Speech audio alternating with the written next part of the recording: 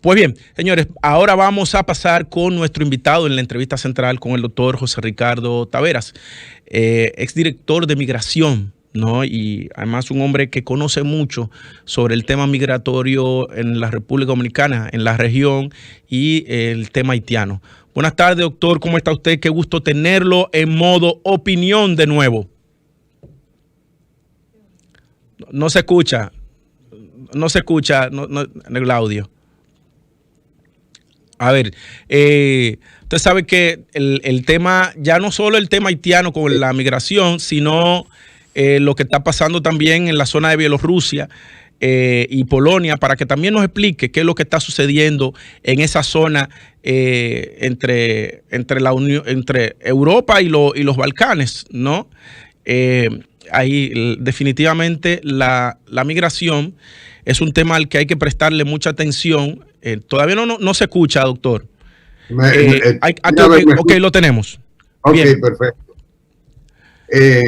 Sí, muy buenas tardes. Decía que para mí siempre va a ser un placer compartir con ustedes y sobre temas de interés nacional, y agradezco mucho la oportunidad que me brinda. Estoy a sus más completas órdenes. Vamos a comenzar con algo que ahora mismo, doctor, está en la palestra pública y que ya, sobre todo las redes rabiosas, están comenzando a atacar al gobierno.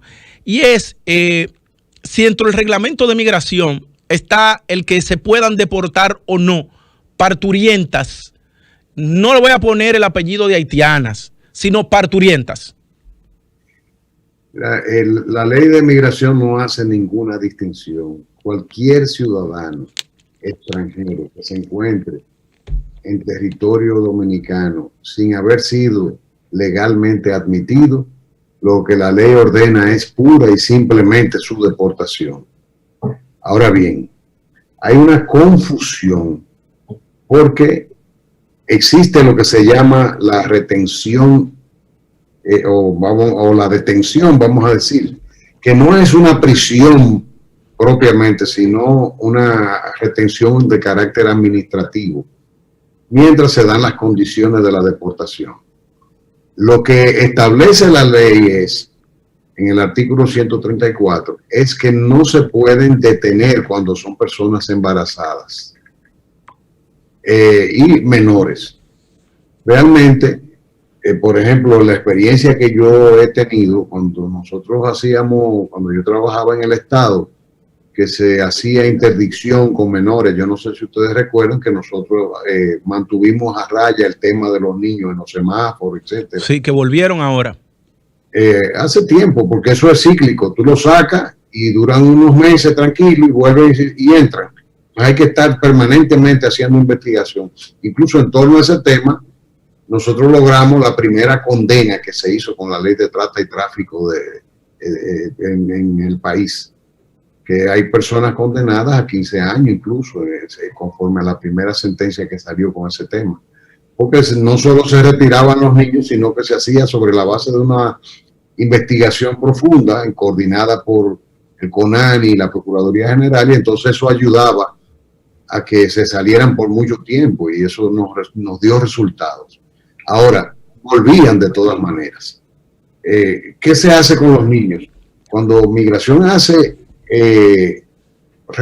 cualquier tipo de interdicción migratoria, los niños no los retiene migración, quedan bajo el cuidado del CONANI y los expulsan. Entonces, en el caso de las embarazadas no hay ese tipo de cosas, pero lo que está haciendo migración pura y simplemente es tomarla y devolviéndola pura y simplemente. No están reteniéndola, no he visto ninguna denuncia de que hayan sido hechas prisioneras, detenidas, vamos a decir.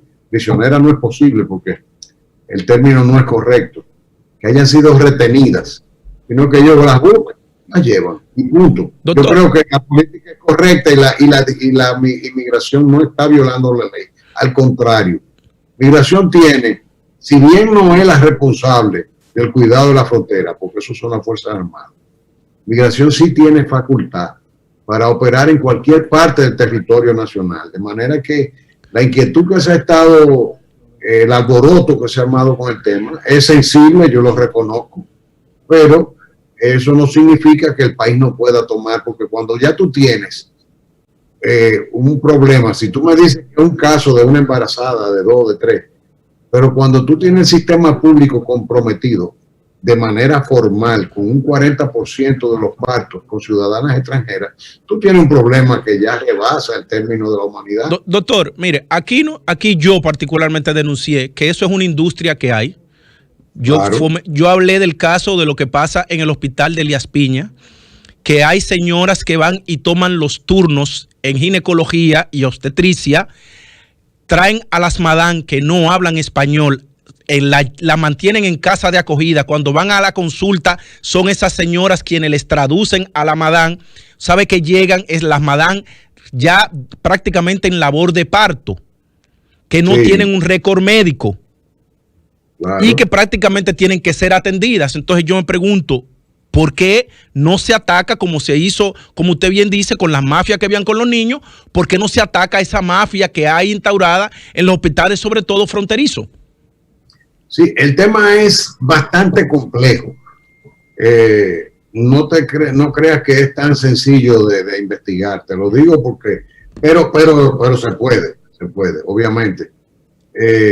Cuando nosotros, la experiencia que tuvimos y la efectividad que tuvimos con algunos temas, tenía que ver, por ejemplo, nosotros manejábamos una unidad de inteligencia integrada por ciudadanos haitianos que nos ayudaban a nosotros a hacer levantamientos en territorio dominicano y en territorio haitiano sobre cómo se movían los poteas, como le llaman, ¿verdad?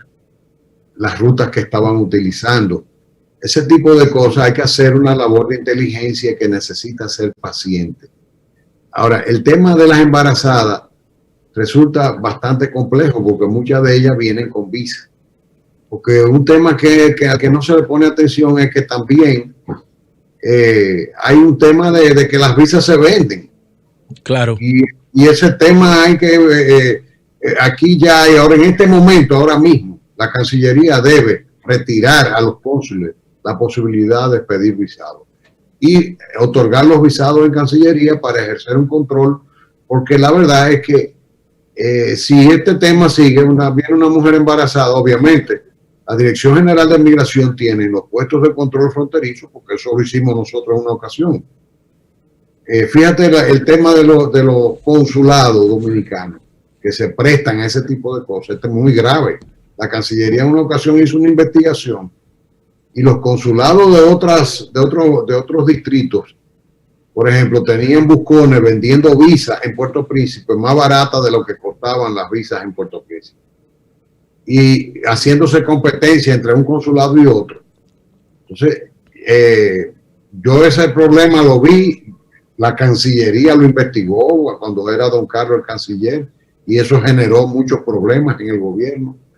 Y obviamente en un momento determinado lo que hizo don Carlos, que en paz descanse, él nos pasaba las tripas que eran autorizadas y las que no eran, porque por ejemplo le ponen una cuota de 100 visas y emiten 200, 300, 500, un ejemplo. Ok. Lo que hacíamos nosotros era que teníamos las tripas autorizadas y las dejábamos entrar, y las que no eran autorizadas cancelábamos el visado y no admitíamos los ciudadanos, para ver de qué manera golpeábamos ese negocio. Entonces, hay muchas cosas que hay que tomar en cuenta, que no solamente es que cruzan la frontera por puntos informales, también la cruzan por puntos formales, con visado que le están vendiendo. Entonces, el gobierno tiene que abordar el tema de manera integral, porque si se deja exclusivamente en manos de que vamos a hacer la inteligencia de cómo mueven las que vienen por vía informal, no vamos a resolver el problema, porque el tema hay que abordarlo por todos los frentes. Ahora, la recepción de esas señoras en los hospitales es parte del inconveniente. Por eso lamentamos mucho que en el gobierno no haya una unidad de criterio, porque el gobierno se reúne en el Consejo Nacional de Migración, emite una resolución ilegal, pero al fin y al cabo lanzan una política de gobierno. y que tú veas después que se lanza la política, el ministro de Salud cuestionando que va a investigar porque migración ejerce labores de su competencia, significa que no hay una identidad de criterio, que una cosa es la política que formalmente se dice y otra cosa es la realidad. ¿Qué tiene que hacer Salud Pública investigando las competencias de la Dirección de Migración? Salud Pública tiene que cooperar, porque por ejemplo, si a usted le llega una paciente en estado de emergencia, lo que no es humano es que una persona que llega en estado de emergencia usted no lo atienda. Eso es una obligación. Ahora, una paciente que viene y está haciendo su consulta desde el principio de la concepción hasta el parto, ya el Salud Pública se está comprometiendo, violando las leyes. Porque un ciudadano extranjero que se presenta a una clínica, a un hospital público, hacer seguimiento ambulatorio, procedimientos de naturaleza ambulatoria, de seguimiento de un embarazo, ya ese ciudadano no es un ciudadano de emergencia. Y Salud Pública está violando las disposiciones del gobierno, porque el contribuyente dominicano tiene un presupuesto de salud para los ciudadanos que cotizan y viven legalmente en la República Dominicana. Nosotros no podemos seguir en el laissez-faire, laissez-passer, porque son pacientes. Entonces, ese es un problema grave. Y si no se aborda de ese modo, porque hay que desestimular también esa industria. Porque la industria tiene el estímulo de que el gobierno tiene la política de que las atiende pura y simplemente. Y estamos hablando del 40% sin considerar el subregistro de una cantidad enorme que se registran como ciudadanas dominicanas con documentos falsos. Brevemente, doctor, ¿cómo valora usted las decisiones que ha tomado el presidente Luis Abinader en torno a la situación que está atravesando Haití y el llamado a la comunidad internacional? Y se puede hacer un comparativo con gobiernos pasados. Yo creo que el presidente Abinader, en cuanto a lo dicho, es el presidente que mejor se ha expresado en la comprensión y la identificación del tema haitiano. Porque él lo ha expresado, lo ha dicho con mucha propiedad. El problema de él es la dicotomía entre lo que se dice y lo que se hace. Acabamos de citar un caso. Por un lado dicen que que no van a atender los casos que no sean de emergencia, y por otro lado salen a discutir a Salud Pública y abrir investigaciones. O sea, no hay una crisis de identidad entre la palabra y los hechos.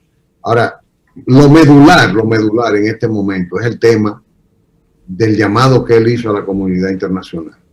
Eso traza una línea importante, no tiene precedentes en gobiernos dominicanos. Obviamente está en una situación muy singular. Esto está llegando a los niveles de definición que se esperaba durante décadas. Sobre todo que lograra convocar a dos presidentes centroamericanos. Nunca había pasado. Sí, de acuerdo. Entonces, lo que quiero decirte es que en ese aspecto, obviamente yo me inscribo dentro de lo que dice que hay que colocarse detrás del presidente y apoyarlo en esa iniciativa. Sin embargo, yo alcanzo a ver dificultades en esa voluntad. Primero, no veo que haya una política de la Cancillería. Por ejemplo, ese canciller en este momento debía estar en funciones itinerantes de capital en capital, buscando alianzas diplomáticas. Porque por un tuit nosotros no vamos a resolver ese problema. Nosotros tenemos un inconveniente. Tenemos 12,000 soldados, 11,000 soldados en la frontera. Como mecanismo disuasivo está perfecto.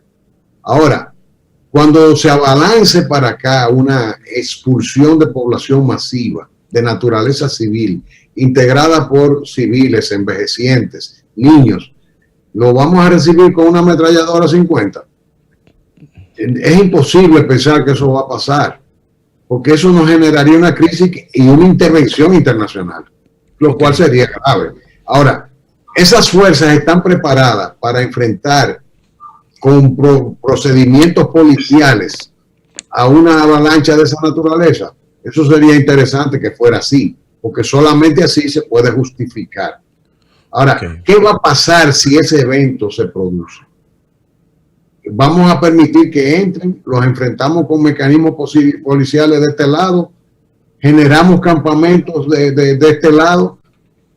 O sea, el gobierno dominicano se va a ver en una encrucijada en un momento determinado. Si esto continúa y se produce una avalancha de ese tipo, o hace el control del otro lado de la frontera para generar que los campamentos se instalen ahí, y hace una actividad diplomática febril para decir que las fuerzas internacionales releven el control de la frontera, pues, de las fuerzas dominicanas en la frontera. Bien. O sencillamente permite que los campamentos de este lado. Yo creo que eso sería fatal. Bueno, doctor, se nos agota el tiempo. Darle las gracias que un domingo no pues saque de su tiempo, le quite tiempo a su familia para hablarle al pueblo dominicano y a los dominicanos que están en la diáspora también. Los dominicanos del exterior me dijeron, doctor, a mí, que no le gusta que le digan lo de la diáspora.